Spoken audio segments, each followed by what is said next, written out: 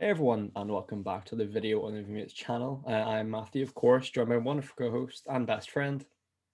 Callum. Hey man, lovely to see you. So on today's show, as you can see by the title, we're reviewing the third episode of The Falcon and the Winter Soldier, which is recently aired this weekend. So I'll just pass over to Callum to explain what we're going to be talking about and what is halfway through the sixth episode miniseries. So off to you, mate. So this episode, we see Baron Zemo in the sort of Hannibal Lecter style role, advising on a certain expertise, which in this instance is the Flag Smashers' replication of the Super Soldier Serum. So not to give too much away in case people haven't seen it. I mean, you may as well click off at this point because we will be Full going spoilers. fully into spoilers. But joined with Baron Zemo, they travel to Madripoor to try and get answers, and things occur. Things I occur mean, in the I classic presume MCU way. everybody that's listening to this has seen the episode, but I'm sure we'll get into everything that was vital that happened in this episode. Yeah, there is quite a lot to talk about in this episode. I feel like there is a few character introductions and character reveals here, which is always nice to see. So, as Callum said, yeah, this is full spoilers, as is the movie mates tradition for these kind of Marvel shows.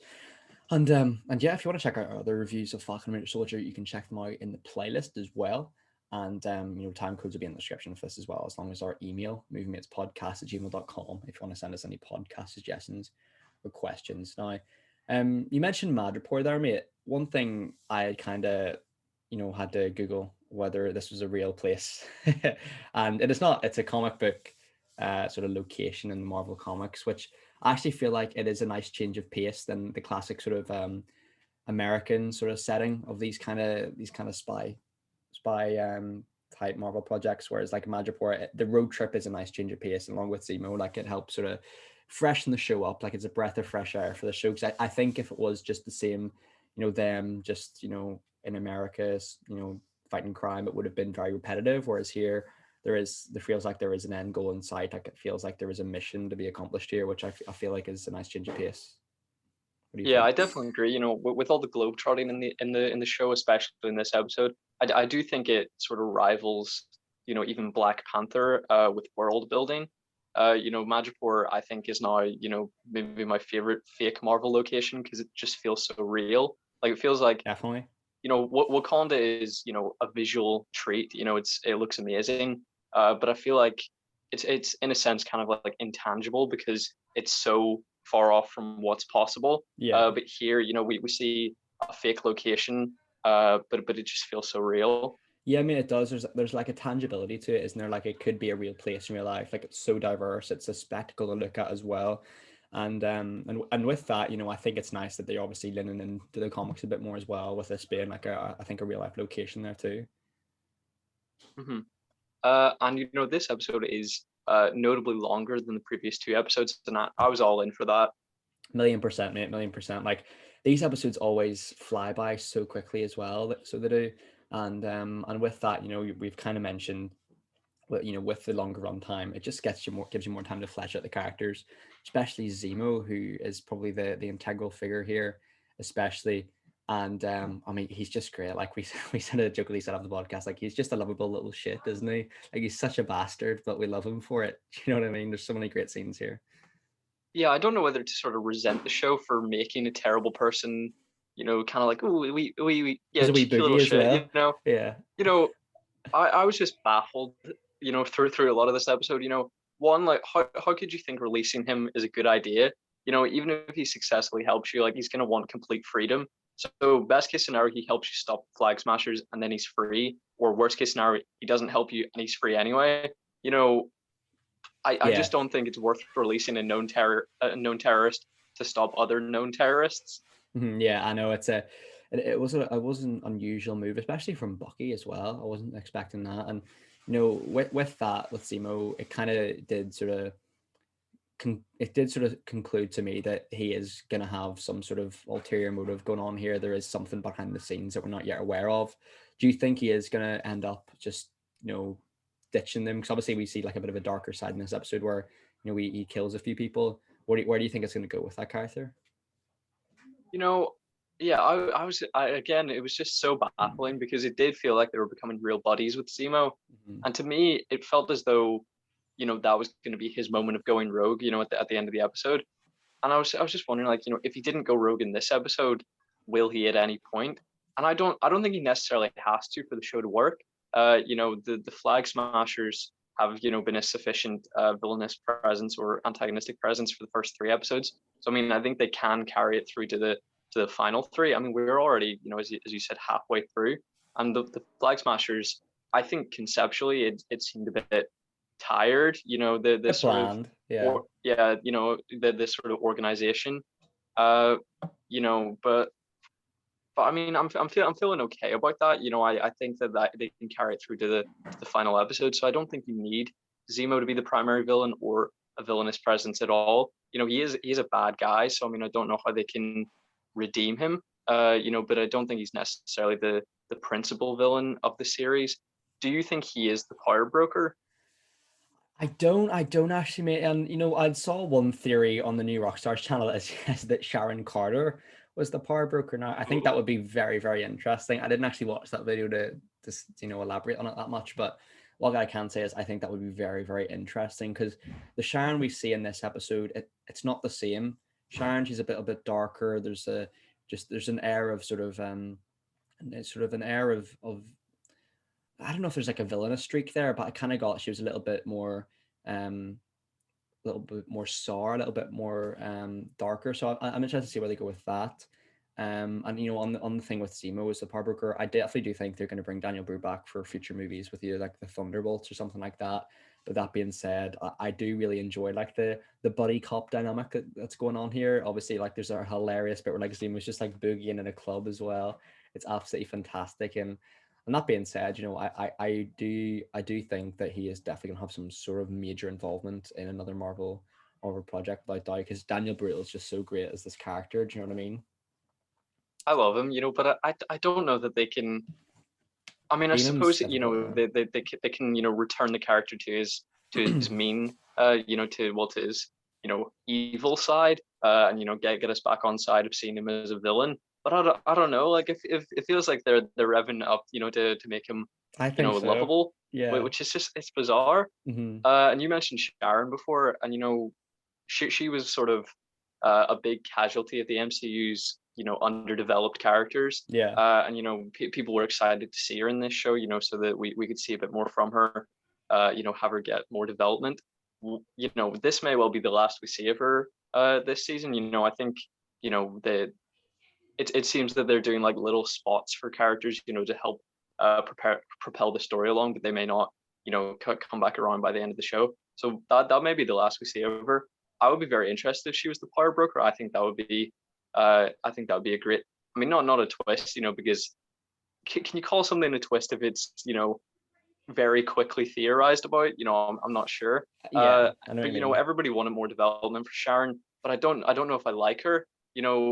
I feel like she's been done out again. Where she's been developed, but she's not a likable character anymore.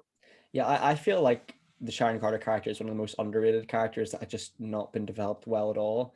And it's so weird because Emily Van Camp was so likable in the role. And I think they've tried to sort of give her little spots of moments in, Winter Soldier, Civil War, and stuff like that. But I just think she's been neglected. And I feel like this episode was a way of them sort of closing the door on the character, like giving her like her final send off, like a good action scene, and then she gets her like criminal record sort of expired or renounced.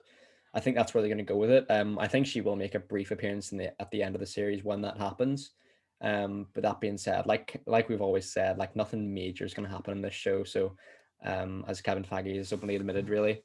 So it would be interesting to see her in future Marvel projects, but I definitely think this is going to be the last time I'll ever see her as well, which is unfortunate because I think she had a lot of potential, mate.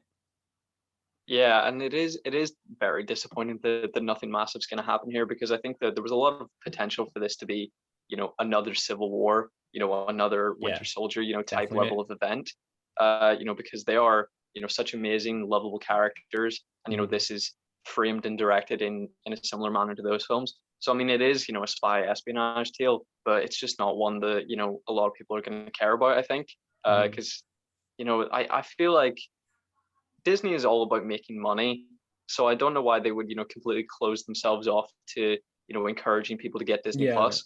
Because if they can just if they can just watch the films, like why are they, dumping so much money into these? Yeah. Yeah, it's a bizarre decision because I think over the years Disney has done well at balancing the financial goal with the the creative goal. They've always struck a good balance there between they've made films for the fans by the fans, but also have done it for financial profit. I think they've balanced that really, really nicely. And with these shows, obviously like the numbers behind them are huge, both how much the budget was, but also how much people are sort of reciprocating that affection and watching the show. And I mean, like they're I think WandaVision was the most popular show when it was out, of the year so far. So, and I think Falcon and Soldier will follow the same trend. I do think, put this, I don't think we're going to see another season of this or WandaVision. Like, I think that's definitely that those closed. But I do feel like, I just want something big to happen in these shows because with WandaVision, it was very much a contained story. No, there was no big everlasting really effects for any other characters apart from Wanda. But with this one, I feel like there is possibilities there to introduce, like we said, the Thunderbolts or maybe like a General Ross or something like that. And I suppose, I mean, yeah, that kind of leads into the big reveal of this episode of the Dora Milaje member at the end, indicating like the Wakandans are kind of not pleased with Bucky and Sam's release of Zemo. Like, what do you think of that? Do you think we're going to see maybe an Everett Ross appearance here, or where do you think it's going to go? Ooh. Well, we get the tease, by initially seeing, Bucky pick up the Komoyo bead, which I absolutely did not recognize. No, me neither. Me So neither. the end did come as a big surprise for me because I was like, well, what is this that he's I thought it was a investigating? yes agent, like spying them or something. That's where I was like, so like just Yeah. ignorant to it or something. Yeah. And then I was curious, like, why is Bucky keeping that from them? But you would think that Wakanda, being an incredibly intelligent nation, wouldn't send one person to Yeah. apprehend the guys that Yeah. where the guy that was capable of taking down Bucky, Cap, Iron Man, and Black Panther, tearing the Avengers down. They're like, yeah, just send one of them. This one, Should that's sort it right fine. out. Yeah. He killed your king. I'd be a bit more. I'd send the full force of the Dora Milaje. 100%. But yeah, I'm not sure what that is teeing up because you know for a TV show, I don't know what kind of prestige level character we're gonna see. Martin Freeman does do a lot of TV, so I mean, I feel like Everett Ross may come into the picture, and he was a significant part of Civil War. So yeah, I think that's a fair shout. Yeah, and it kind of leads me to sort of question like the tonal consistency of the Zemo character because don't get me wrong, I love like the buddy dynamic between all three of them, but when you think about it, like the reappearance of the Dora Milaje kind of put it in my head, like yeah, he did sort of frame Bucky and blow up King T'Chaka and like tear the Avengers apart. He's killed multiple people. Like this guy is, He's doing a wee but boogie. he's doing a boogie. Yeah, I know, man. Like he's so likable. I don't think even for Daniel Bruhl, I don't think they could even put Zemo down the anti-hero route. I just think he's done that much horrible stuff that he just has to be a Hmm. villain in this. But that being said, I don't know. My head's so confused. I love all the memes of them like approaching his plane, and then they're just captioned, the sugar daddy that Sam and Bucky deserve. Yeah, I know. I like your comment about like someone's theory about like his purple mask is because of Thanos. Generally, still brings a smile to my face to this day. Like that would have been absolutely hilarious. The costume looks great, by the way. Like it really does work. I think it looks great. Yeah, is the mask even his, or did he just like pinch it from someone else's car? I was very confused in that moment. I don't know. It'd be funny if it was just some randomers in a car, just like, oh well, like I like the look of this, I'll have this. But yeah, I mean, I think Zemo was the real attraction of this episode for a lot of people. I feel like his presence in the show is what makes this episode specifically because I feel like with these like shows that are led by two people, even like by the titular title, by the titular title of the show, like Falcon and the Soldier, it's going to be a two-person series that sort of bounce off each other. That dynamic can wear off very quickly. Like it can become very, very stale. I would kind of liken it to like if two artists did a collaborative album, every song sounds the same. Whereas with here, like every episode could be roughly the same. But I'm glad with that Zemo injection there, every episode somehow feels different. Like every episode is Hmm. very tonally consistent, but plot line wise, it works well. Like it feels like a breath of fresh air. Yeah, I definitely agree. And a character that we've talked a lot about in the last 2 weeks, but isn't too big of a presence here, is John Walker's Captain America. Hmm. And we know that based on the comic book precedent, and the sort of promotion of the character, Yeah. that there's maybe something nefarious going on there, either initially or yet to come.